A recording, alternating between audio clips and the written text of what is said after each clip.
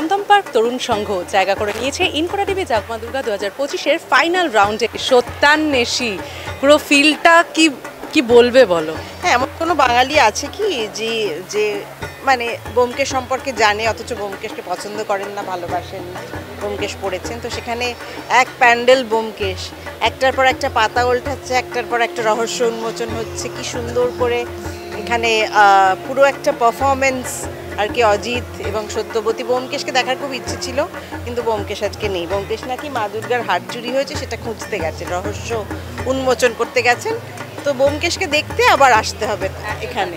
আচ্ছা, তোমাকে যারা ব্রিফটা দিল তাদের সম্পর্কে একটু বলো। ভীষণ ভালো। আমি তো গিয়েই ফিরে গিয়েই আবার যখন কাজে লাগবো আর কি, কাজ শুরু করব, ডিরেক্টরদের বলবো যে নতুন কাস্টিং পেয়ে গেছি টালিগঞ্জে, সত্যবতী আর ব্যোমকেশ, এই সত্যবতী আর অজিত।